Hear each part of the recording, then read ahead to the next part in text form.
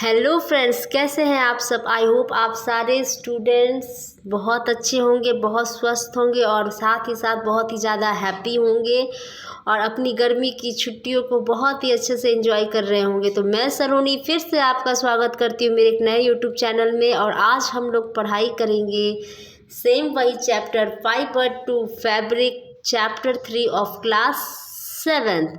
तो स्टूडेंट, आज जो हम लोग पढ़ाई करेंगे कि एक कुकून से कैसे सिल्क बनता है। तो आज पढ़ाई को स्टार्ट करने से पहले जो भी स्टूडेंट मेरे चैनल को सब्सक्राइब नहीं किए हैं, आपसे प्लीज़ रिक्वेस्ट है फटाफट सब्सक्राइब कीजिए। अपने फ्रेंड्स के साथ ज़्यादा से ज़्यादा इस वीडियो को शेयर कीजिए, कमेंट कीजिए कि मैम हमें क्या नहीं समझ में आ रहा है। आप हमसे पूछ सकते हैं, मैं दोबारा वीडियो डालूँगी और आप लोग को अच्छे से और फिर से समझाने की कोशिश करूँगी। कम से कम आप रिप्लाई तो करो कि हाँ हमें समझ में आ रहा है कि नहीं समझ में आ रहा है। तो चलिए आज हम लोग स्टार्ट करते हैं कि हम लोग कुकून से सिल्क कैसे बनाते हैं। तो हमने आपको प्रीवियस चैप्टर में पढ़ाया था कि what is the life cycle of silk moth. तो फिर से मैं रिवीजन करा देती हूँ आपको। हमने पढ़ा था कि life history of silk moth के बारे में पढ़ाई किया था कि हमने आपको समझाया था कि ये जो फीमेल सिल्क मॉथ है वो मलबरी के पत्तों पर एग देती है और जब वो एग हैच होती है तो ये लार्वा बनता है।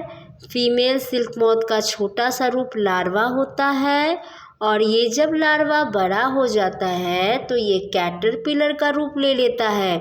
और ये जो कैटरपिलर होता है अब ये सोचता है कि चलो अब अपने लिए एक छोटा सा बंगला तैयार करते हैं और उसके अंदर छुप जाते हैं।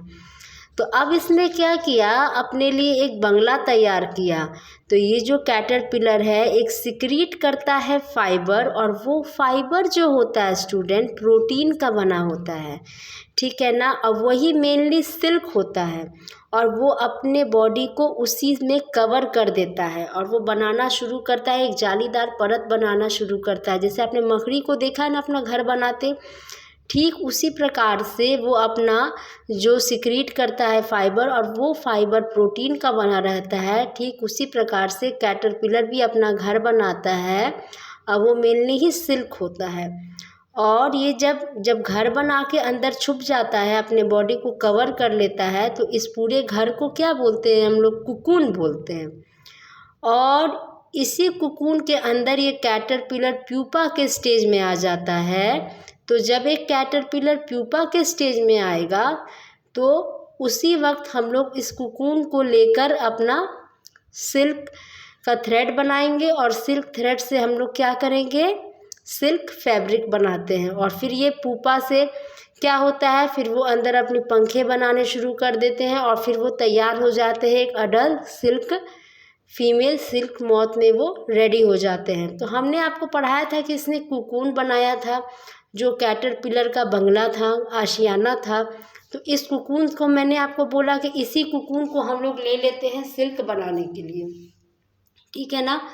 तो कैसे सिल्क बनाते हैं कुकून से, इसके बारे में आज हम लोग पढ़ाई करेंगे। तो चलिए पढ़ते हैं, फ्रॉम कुकून टू सिल्क। अब देखिए हमारा मेन टारगेट क्या है कि हमें सिल्क को ऑब्टेन करना है। टू ऑब्टेन सिल्क, जो सिल्क मॉथ होते हैं उसका रेयरिंग किया जाता है, यानी कि उसका पोषण पालन देख रेख किया जाता है ताकि हमें क्या मिले, हमें कुकून मिले। और इसी कुकून को हम लोग क्या करते हैं, कलेक्ट करते हैं ताकि हमें क्या गेट हो जाए, ताकि हमें क्या मिल जाए, सिल्क थ्रेड मिल जाए। जब हमें सिल्क थ्रेड मिल जाता है तो जो वीवर्स होते हैं बुनाई करने वाले, वो क्या करते हैं, इस सिल्क थ्रेड की बुनाई कर क्या हमें बना कर देते हैं, सिल्क का क्लोथ बनाकर हमें देते हैं। तो अब आपको पता चल गया ना कि सिल्क की क्लोथ कैसे बनती है। अब हम लोग बात करेंगे कि ये जो रेयरिंग है, ये जो रेयरिंग किया जाता है सिल्क वॉर्म का, यानी सिल्क मॉथ की जो रेयरिंग की जाती है सिल्क क्लोथ ऑब्टेन करने के लिए, वो कैसे की जाती है। भाई ये भी तो एक प्रोसेस है ना, तो उसे भी समझना पड़ेगा। तो चलिए फटाफट हम लोग रेयरिंग ऑफ सिल्क वॉर्म पढ़ते हैं। उससे पहले प्लीज़ फटाफट सब्सक्राइब कर दीजिए मेरे चैनल को। तो अब क्या होता है स्टूडेंट, ये क्या है, ये देखिए ये क्या है, ये एक फीमेल सिल्क मोथ है, ठीक है ना। अब ये तितली क्या करेगी, ये ले करेगी 100 of eggs at a time, यानी कि एक टाइम में 100 ऑफ एग देती है, ठीक है, समझ में आया। अब थोड़ा सा और आगे बढ़ते हैं। इस एग को स्टोर किया जाता है ऑन स्ट्रिप ऑफ क्लॉथ और पेपर। अब इस अंडे को एक पेपर पर या क्लॉथ पर स्टोर किया जाता है, ठीक है ना। स्टोर करने के बाद अच्छे से स्टोर किया जाता है ताकि एक भी अंडा फूटे ना, उससे कोई हार्म ना हो। हाइजेनिक कंडीशन में, हाइजेनिक तरीके से, बहुत ही सेफ्टी मेजर्स को ध्यान में रखते हुए अच्छे से उसे रखा जाता है बच्चों। इस अंडे को, जैसे आपने अंडा खाया होगा ना, मुर्गी का अंडा, अगर आप मार्केट से लाते हो एग को, अगर आपकी मम्मी ने बोला कि आप एग लेके आओ मार्केट से, तो आप क्या करते हो, कितने आराम से, कितने सेफली से पॉलीथीन में अच्छे से रैप करके अच्छे से घर लेके आते हो, ताकि रास्ते में कोई भी अंडा फूटेगा तो मेरी मम्मी से मुझे डांट पड़ेगी।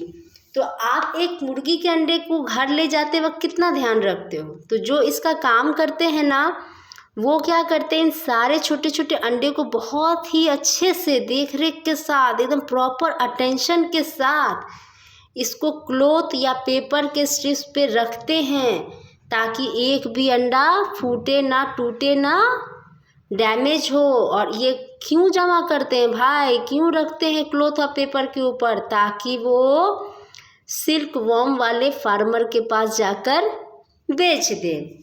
अब ये भाई सिल्क वॉर्म वाले फार्मर कौन है, जो सिल्क वॉर्म का रेयरिंग करता है, यानी सिल्क को ऑब्टेन करने के लिए, सिल्क को ऑब्टेन करने के लिए सिल्क वॉर्म की देख रेख करता है, पोषण पालन करता है, इसका बिजनेस करता है। अगर वन वर्ड में आप समझना चाहो, जो सिल्क का कारोबार करता है, सिल्क वॉर्म का जो फार्मर होता है, सिल्क वॉर्म की देख रेख करता है, उसके पास ये लोग क्या करते हैं ना, इस अंडे को जाकर बेच देते हैं। इतना समझ में आया आपको। तो मैं आगे बढ़ूं, इसमें कुछ समझने लायक था भी नहीं। एक तितली थी, उसने अंडे दी, अंडे को हमने पेपर पे रखा या स्ट्रिप ऑफ क्लॉथ पे रखा और जाकर कहाँ बेच दिया, फार्मर्स के पास जाकर बेच दिया। यहाँ हो गई ख़त्म कहानी। अब थोड़ा सा आगे बढ़ते हैं। अब आ जाइए, अब ये जो फार्मर्स है ना स्टूडेंट, ये जो है उस अंडे को बहुत ही हाइजेनिक कंडीशन में और suitable condition of temperature and humidity में रखते हैं उस अंडे को। वो जो अंडा था ना, उसको फार्मर बहुत ही हाइजेनिक कंडीशन, सेफ तरीके से, सेफ्टी को रखते हुए, ध्यान में रखते हुए, वैसे टेम्परेचर और ह्यूमिडिटी में रखते हैं उस अंडे में को, जिस ह्यूमिडिटी और टेम्परेचर की आवश्यकता है उस एग को, ताकि उसके अंदर जो लार्वा है वो अच्छे से ग्रो कर सके। वैसे देख रेख के साथ उस अंडे को रखा जाता है। समझ में आया। अब जैसे कि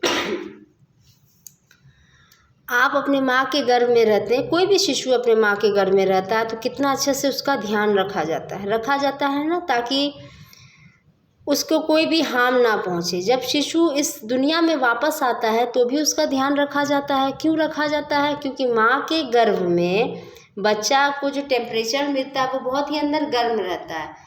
तो अगर वो बाहर इस दुनिया में आता है तो उस ठंडी वातावरण में रख दिया जाए, खुली हवा में इस तरीके से छोड़ दिया जाए ताकि उसे गर्म हवा भी लग जाए और ठंडी हवा भी लग जाए, तो डैमेज हो सकता है, उस बच्चे का नुकसान हो सकता है। तो इसीलिए उसको बहुत ही अच्छे से कपड़े में ढककर, जिस उसको जैसा टेम्परेचर चाहिए, गर्म चाहिए, उस तरीके से उसको लपेट के उस छोटे से बच्चे को रखा जाता है। उसी तरीके से इस एग का भी फार्मर्स ध्यान रखते हैं, ताकि एग को जैसा टेम्परेचर चाहिए, जैसा ह्यूमिडिटी चाहिए, वैसा उसे प्रदान करते हैं। सेफ तरीके से सेफ्टी का भी ध्यान रखते हैं, सफाई का भी ध्यान रखते हैं और उस अंडे को अच्छे से रखते हैं। अब थोड़ा सा और आगे बढ़ते हैं। इस एग को बहुत ही अच्छे तरीके से रखा जाता है, ये तो आपने समझ लिया। इस एग को वार्म किया जाता है सूटेबल टेम्परेचर में for larva to hatch from the eggs, यानी कि इस एग को वार्म किया जाता है, अच्छे से सूटेबल टेम्परेचर में रखा जाता है, गरम रखा जाता है इस एग को, ताकि उसके अंदर से जो लार्वा है वो अच्छे से बाहर निकल जाए एग से। समझ में आ रहा है? उस एग से लार्वा अच्छे से बाहर निकल जाए, उसके लिए फार्मर जो है एक अच्छा सा टेम्परेचर देते हैं, वार्म टेम्परेचर देते हैं जो उस एग के लिए सूटेबल हो, ताकि वो आराम से एग से बाहर निकल जाए। इतनी जो हमने कहानी आपको सुनाई, ये कहानी वो किसान कब करता है? वो कहानी वो किसान तब करता है, ये प्रोसेस तब करता है जब मलबरी ट्री के पास नए क्रॉप ऑफ लीव्स आते हैं, यानी मलबरी के पत्ते मलबरी के पेड़ नए पत्ते जब देने लगते हैं ना, उस टाइम इस प्रोसेस को, सारे प्रोसेस जो मैंने अभी तक आपको समझाए हैं, तब वो किसान करता है। क्यों करता है? जब मलबरी के पौधे पेड़ में नए पत्ते आएंगे तो वो पत्ते बहुत ज़्यादा सॉफ्ट रहेंगे और बहुत ही ज़्यादा संख्या में रहेंगे, है ना, ताकि वो पत्ता है जो है सॉफ्ट है, बहुत ज़्यादा संख्या में है, तो वो कैटरपिलर आसानी से उसको खा सके और अपना पेट भर सके और वो आसानी से ग्रो कर सके। इस चीज़ को ध्यान में रखते हुए किसान इस चीज़ को काम करते हैं। जब देखते हैं कि मलबरी के पेड़ में नए नए पत्ते आ रहे हैं तो इस प्रक्रिया को शुरू कर देते हैं। ठीक है, अब आगे बढ़ते हैं कि लार्वा कॉल्ड कैटरपिलर और silkworm eat day and night and increase in size. Larva जो होता है, हमने बताया था ना कि सिल्क मॉथ का छोटा सा रूप लार्वा होता है, उसको कैटरपिलर भी कह सकते हैं, बड़ा रूप हो जाता है, या सिल्क वॉर्म भी कह सकते हैं। ठीक है ना। लार्वा को किस किस नामों से पुकारते हैं? कैटरपिलर और सिल्क वॉर्म। दिनों रात क्या खाते हैं? यही मलबरी के पत्ते को खाते हैं। क्यों खाते हैं? और अब क्योंकि उनका पेट भर सके और वो अपने साइज में इंक्रीज कर सके, इसीलिए ये जो कैटरपिलर है डे एंड नाइट अपने साइज को इंक्रीज करने के लिए मलबरी के पत्तों को खाते हैं। अब क्या होता है, अब इधर पहुंचते हैं। Larva kept in clean bamboo trace with fresh mulberry leaves. अब क्या होता है कि जो कैटरपिलर है वो अपने साइज में इंक्रीज कर लिया, जैसे कि हमने आपको बताया था। अब उनको क्या किया जाता है कि एक बैम्बू यानी बांस के ट्रे में उसमें मलबरी के पत्तों को भरकर, ये बांस के ट्रे में मलबरी के पत्तों को भरकर इन सारे कैटरपिलर को उसमें भर दिया जाता है। ठीक है, ताकि वो आराम से खाएं, तंदुरुस्त हो जाएं, मोटे हो जाएं और अच्छे से ग्रो कर सके। इसीलिए इन सारे कैटरपिलर्स को, सारे लार्वे को केप्ट किया जाता है, रखा जाता है साफ सुथरा बैम्बू के ट्रे में, मलबरी के पत्तों के साथ ही रखा जाता है। क्यों रखा जाता है? क्योंकि वो मलबरी के ही पत्ते खाते हैं। अब क्या होता है, 25 से 30 दिन के बाद ये जो कैटरपिलर है वो खाना छोड़ देता है, वो नहीं खाता है मलबरी के पत्ते। अब क्या होता है कि ये जो कैटरपिलर है मूव कर जाता है tiny chambers of bamboo in tray to spin cocoon. अब देखिए ये कैटरपिलर क्या कारनामा कर रहा है, इसने खाना छोड़ दिया, अब ये नहीं खाना खाएगा भाई, इसका पेट भर गया। अब क्या 25 से 30 दिन बाद इसे कैटरपिलर खाना खाना छोड़ देता है, और छोड़ने के बाद ये कहाँ प्रस्थान करता है? एक tiny chamber of bamboo in tray to spin cocoon, यानी कि बांस के ट्रे में छोटे छोटे चेम्बर जैसे बने रहते हैं, छोटे छोटे कमरे जैसे एकदम छोटे छोटे बने रहते हैं, ठीक है ना, रैक जैसे, उसी के अंदर वो प्रवेश कर जाते हैं। क्यों प्रवेश करते हैं वहाँ कैटरपिलर? ताकि वो आराम से अपने कुकून को बना सके। कुकून क्या होता है? हमने बोला था ना सॉरी, जब लार्वा बड़ा होकर कैटरपिलर बन जाता है तब उसको ये जिम्मेदारी का एहसास हो जाता है कि अब हमें अपना घर बनाना पड़ेगा उसमें रहने के लिए सेफली, नहीं तो हो सकता है कि कोई हमें हार्म करे। आप लोग घर में क्यों रहते हो? आप सेफ रहते हो, बरसात का मौसम आए, गर्मी का मौसम आए, आप हर तरीके से डे एंड नाइट प्रोटेक्टेड रहते हो, है ना, अपने घर में। उसी तरीके से ये बेचारा कैटरपिलर भी तो है ना, इसे भी तो अपना घर चाहिए ना भाई, इसे भी ज्ञान है आपके जैसा कि हमें भी अपना घर बनाना है और उसमें सेफली रहना है। और इसने मेरे चैनल को भी सब्सक्राइब किया है, मगर आप स्टूडेंट लोग नहीं करते हो ना। ये बहुत ज्ञानी है कैटरपिलर, इसने मेरे चैनल को सब्सक्राइब भी कर दिया है, गुड बॉय है ये। अब क्या होता है कि ये जो कैटरपिलर है ये अपना घर बनाता है। तो हमने आपको क्या समझाया था? हमने आपको समझाया था कि जो कैटरपिलर होता है वो एक सिक्रीट करता है फाइबर, और वो फाइबर किस चीज़ का बना रहता है? वो फाइबर प्रोटीन का बना रहता है। और वो जालीदार, ऐसे जैसे कि मकड़ी अपना जाली बना के घर बनाते हैं ना, उसी तरीके से ये कैटरपिलर भी अपना घर बनाना शुरू करता है और अपने आप को उसमें ढक के बंद कर लेता है। कहीं से कैटरपिलर आपको दिखेगा नहीं, है ना। तो वो जो अपना घर बनाता है ना, तो वो जो घर जो बनाता है, जो फाइबर से जो प्रोटीन का बना रहता है, वो मेनली सिल्क होता है, जिससे उसी सिल्क की हमें आवश्यकता होती है सिल्क क्लॉथ बनाने के लिए। और उसके घर को हम लोग क्या बोलते हैं? कुकून बोलते हैं, ठीक है ना। और उसी के अंदर जब कुकून प्यूपा के स्टेज में रहता है, जब कैटरपिलर प्यूपा के स्टेज में रहता है उस कुकून में, तब उसी टाइम हम लोग उस कुकून को ले लेते हैं अपने सिल्क के क्लॉथ बनाने के लिए, ताकि उस कुकून से हमें सिल्क थ्रेड मिले और उसी सिल्क थ्रेड से हम लोग सिल्क की फैब्रिक यानी सिल्क की क्लॉथ बनाएं। तो कुकून बनाने के लिए कैटरपिलर क्या करता है? एक बांस के ट्रे में चला जाता है, मूव करता है। अब देखिए इसने मूव करना शुरू किया और बांस के ट्रे में जाकर छिप जाता है। और वहाँ पर ये क्या करता है? अपना वहाँ पर छोटे छोटे रैक जैसे बने रहते हैं, ठीक है ना। छोटे छोटे जो रैक जैसे बने रहते हैं, उसी के अंदर ये कैटरपिलर आराम से अपना कुकून बनाना शुरू करता है, घर बनाना शुरू करता है, ठीक है ना। स्पिन करता है, पर कुकून की प्रक्रिया शुरू करती है, बनाने का प्रक्रिया शुरू करता है। अब हम लोग पढ़ते हैं, ये देखिए, ये जो है ना, ये बांस की ट्रे है, हमने आपको बताई थी। अब इसमें छोटे छोटे रैक जैसे बने हुए हैं। इसी रैक में क्या करता है? ये जो कुकून है, ये देखिए अटैच हो जाता है, हर जगह से अटैच हो गया। अटैच होने के बाद क्या होता है कि इसकी जो प्रक्रिया होती है ना कुकून बनाने की, आराम से हो जाएगी। क्यों? क्योंकि इसमें ये सेल्फ अटैच हो जाता है। स्मॉल रैक्स और tubes are provided in tray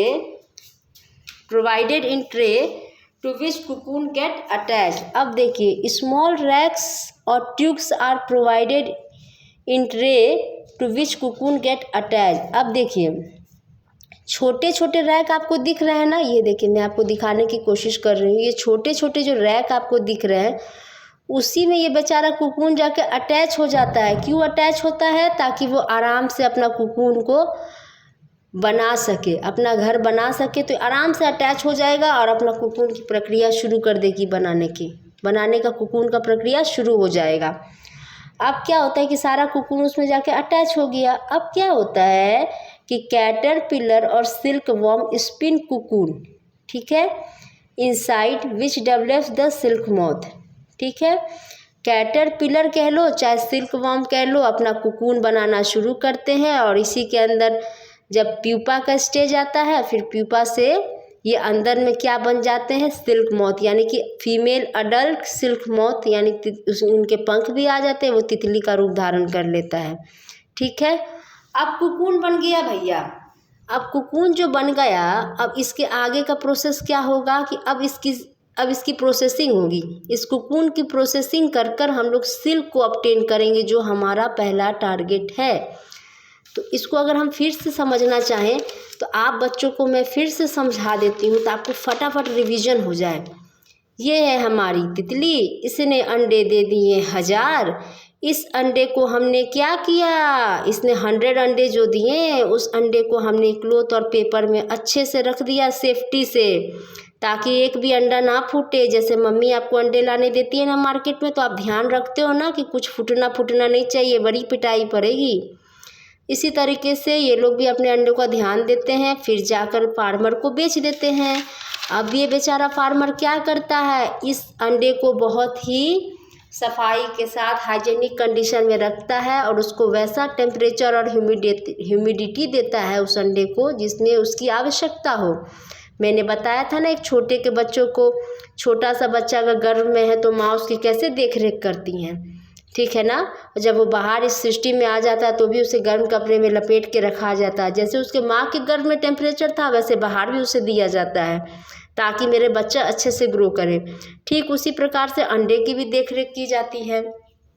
फिर क्या होता है कि अंडे को गर्म किया जाता है, गर्म टेम्परेचर में रखा जाता है ताकि लार्वा अच्छे से ग्रो हो जाए और एग से हैच कर कर लार्वा बाहर निकल जाए। अब ये लार्वा जो है, ये जो प्रोसेस होता है ये कब होता है, जब मलबरी का मलबरी का पेड़ नए नए पत्ते देता है, ठीक है। जब मलबरी के पेड़ नए नए पत्ते देता है उसी टाइम ये किसान ये प्रक्रिया करते हैं ताकि जो लार्वा या कैटरपिलर कह लो, सिल्कवॉर्म कह लो, ये लोग क्या करेगा, ज़्यादा से ज़्यादा उस पत्ते को खाएगा, क्योंकि पत्ते बहुत ही ज़्यादा सॉफ्ट होंगे ना तो अच्छे से खाएगा, और फ्रेश नया पत्ता है तो आराम से खा लेगा। अब क्या होता है, इसको बैम्बू के ट्रे में इन सारे कैटरपिलर को, लार्वा को या कह लो या सिल्कवॉर्म कह लो, इन सारे को इसमें भर दिया जाता है पत्तों के साथ ताकि खूब खा खा के बड़ा हो जाए। जब ये खूब खा खा के बड़ा हो जाता है तब क्या होता है कि 20 से 25 दिन के बाद ये खाना खाने छोड़ देता है। तब ये बेचारा कैटरपिलर अपना बंगला बनाता है, बंगले के अंदर जाके छुप जाता है। वो जो बंगला बनाता है वो ऐसा फाइबर सिक्रीट करता है जो फाइबर प्रोटीन का बना रहता है। वो जालीदार अपना बनाना शुरू करता है, जैसे मकड़ी अपना घर बनाते हैं ना स्पाइडर, उसी तरह ये भी अपना घर बनाता है, अपने आप को पूरा उसमें लिपट के प्रोटेक्ट कर लेता है, कहीं से भी आपको कैटरपिलर नहीं नज़र आएगा। तो वो जो जिस चीज़ से अपना घर बनाता है ना, फाइबर सिक्रीट करता है जो प्रोटीन का बना रहता है, वही सिल्क है, वही हमें चाहिए। और उस घर को हम लोग कुकून बोलते हैं। और जब कुकून के अंदर कैटरपिलर प्यूपा के स्टेज में रहता है तो उसी कुकून को हम लोग लेकर सिल्क थ्रेड बनाते हैं, उसी सिल्क थ्रेड से सिल्क फैब्रिक बनता है। और उसी कुकून के अंदर प्यूपा जो है सिल्क मॉथ बनता है, अडल्ट फीमेल सिल्क मॉथ बनता है, उनके पंखें भी आने शुरू हो जाती है, ठीक है ना। जो कैटरपिलर है उसको बैम्बू के ट्रे में रखा जाता है, चला जाता है मूव करके, उसमें रैक रहते हैं ताकि वो आसानी से इसमें अटैच होकर कुकून बनाना शुरू कर दे। जब कुकून बन जाता है तब क्या होता है, ये silk moth, adult silk moth भी बन जाता है। अब क्या होता है, इस कुकून को हम लोग लेके प्रोसेस करेंगे ताकि फटाफट हमें सिल्क मिल जाए और हम लोग सिल्क के कपड़े पहने। अब देखिए, सिल्क का फाइबर ऑब्टेन करने के लिए हमें पाइल्स ऑफ कुकून चाहिए बाबू। जब तक हमारे पास पाइल्स ऑफ कुकून नहीं होगा तब तक हम लोग सिल्क फाइबर ऑब्टेन नहीं कर पाएंगे। एक या दो कुकून से कुछ होने वाला नहीं है। हमें क्या चाहिए, पाइल्स ऑफ कुकून चाहिए। Is use for obtaining silk fibre. भाई पाइल्स ऑफ कुकून क्यों चाहिए, कोई आपसे पूछ ले कि तुम्हें पाइल्स ऑफ कुकून क्यों चाहिए तो फटाफट जवाब देना, क्योंकि आपने पढ़ा है मेरे से। आप फटाफट बोल देना, पाइल्स ऑफ कुकून हमें इसलिए चाहिए क्योंकि हमें ऑब्टेन करना है सिल्क फाइबर, ठीक है ना। अब क्या होता है कि कुकून को केप्ट किया जाता है अंडर द सन और बॉइल्ड और एक्सपोज टू स्टीम। यानी कि कुकून जो होता है, जो हमने लिया पाइल्स ऑफ कुकून, उसको फटाफट सन के अंडर रखा जाएगा, धूप के नीचे रखा जाएगा, धूप के किरणों को नीचे रखा जाएगा, या उसे बॉईल कर दिया जाएगा या उसे स्टीम कर दिया जाएगा, ठीक है। समझ में आ रहा है, फिर से समझा दूँ। पाइल्स ऑफ कुकून चाहिए ताकि हम लोग सिल्क फाइबर ऑब्टेन कर सके, ठीक है। इस कुकून को हम लोग सन के नीचे रखते हैं, सन रेस के नीचे रखते हैं, चाहे बॉईल कर दो चाहे स्टीम कर दो। अब क्या होता है, ये तीनों प्रक्रिया अगर हम लोग करें, या सन के नीचे रख दो, चाहे बॉईल कर दो, चाहे स्टीम कर दो, तो इसके बाद क्या होता है कि सिल्क फाइबर जो होता है वो सेपरेट हो जाता है, सिल्क फाइबर हमारा अलग हो जाता है। अब देखिए क्या होता है, process of taking out threads from cocoon for use as silk is called reeling of silk. हमने आपको क्या बोला था, हमने आपको बोला था कि जब कुकून को बॉईल करेंगे तो उसके अंदर से क्या निकलेगा, फाइबर सेपरेट हो जाएगा, ठीक है ना। और जब फाइबर सेपरेट हो जाएगा, the process of taking out the thread, जब हम लोग उसमें से थ्रेड निकाल लेंगे जब हम लोग उसमें से थ्रेड निकाल लेंगे कोकून से, ताकि हम लोग किस लिए निकालते हैं, सिल्क बनाने के लिए, तो उसको क्या बोलते हैं, रीलिंग ऑफ सिल्क। हमने क्या बोला था आपको, फाइबर यानी रेशा होता है, रेशा से धागा बनता है, धागा से कपड़े बनते हैं। कोकून को हमने बॉयल किया तो फाइबर्स यानी कि रेशा अलग हो गया। अब हम लोग थ्रेड निकालेंगे उसमें से, कोकून में से जब थ्रेड निकालेंगे सिल्क बनाने के लिए, तो उस प्रक्रिया को क्या बोलते हैं, रीलिंग ऑफ सिल्क। रीलिंग का जो प्रोसेस होता है एक स्पेशल मशीन से किया जाता है, ठीक है ना। इस मशीन को क्या खासियत है कि reeling is done special machine which unwind the threads और fibres of silk from cocoon. ये क्या करती है, कोकून से फाइबर्स को अलग की, फाइबर्स से हमें धागा मिला और धागा से क्या बन जाएगा, सिल्क की फैब्रिक बन जाएगी। Silk fibres are spun into silk thread. अब क्या होता है, सिल्क का जो रेशा होता है वो क्या बदल जाता है, सिल्क थ्रेड में बदल जाता है। फिर क्या होता है, woven into silk cloth by weavers. फिर क्या होता है, जो बुनाई करने वाले होते हैं वो सिल्क थ्रेड को सिल्क फैब्रिक में बदल देते हैं, यानी सिल्क के क्लॉथ में बदल देते हैं। हमने एक ही चीज़ आपको बताया था कि पहला बनता है हमारा फाइबर्स, जिसको हम लोग रेशा बोलते हैं, रेशा से बनेगा धागा, धागा से क्या बनेगा, क्लॉथ यानी कि फैब्रिक बन जाएगा हम लोग का सिल्क का। तो धागा मिला, कोकून को जब बॉयल किए तो फाइबर्स अलग हो गया। फिर हमने क्या किया, रीलिंग की प्रोसेस की, जिसमें क्या किया, हमने धागा को अलग किया, धागा से वीवर्स लोग क्या किए, सिल्क की फैब्रिक बना डाले, ठीक है। ये कुछ नहीं था, बहुत ही सिंपल एक स्टोरी के माध्यम से हमने आपको समझाने की कोशिश की। तो फटाफट जिन्होंने मेरी चैनल को सब्सक्राइब नहीं किया है, प्लीज़ सब्सक्राइब माय चैनल। अब हम आपको बताएंगे कि डिस्कवरी ऑफ सिल्क क्या होती है, यानी कि सिल्क की डिस्कवरी कब हुई थी। तो बस एक छोटी सी कहानी है। जैसे शाहजहां ने मुमताज़ महल के याद में एक ताजमहल बनाया था, ठीक उसी प्रकार से ये सहतूत का पेड़ भी एक कहानी है। ये सहतूत का जो पेड़ है ना, मलबरी की ट्री, ये भी एक कहानी थी। एक रानी थी और एक राजा था। रानी का नाम था सी लुंगची और राजा का नाम था हुआंगती। इनका एक छोटा सा बहुत बड़ा अच्छा महल था, छोटा नहीं कहेंगे, बहुत अच्छा बड़ा महल था। उस महल में एक बेचारा सहतूत का पेड़ था, मलबरी की ट्री थी। अब क्या हो रहा है कि अच्छे से ग्रो नहीं कर रहा है, इसका जो पत्ती है वो डैमेज हो रहा था। तो हुआंगती राजा ने रानी से कहा कि ऐसा हुआ क्यों, आप पता लगाइए। तो रानी जब सहतूत के पेड़ के पास जाती है तो उन्होंने क्या पाया, उन्होंने पाया कि जो पत्तियां हैं वो डैमेज हो गई, उसने कोई कीड़ा उसे खा गया, वाइट कलर का कोई सिल्क वर्म है वो उसे खा रहा है धीरे धीरे।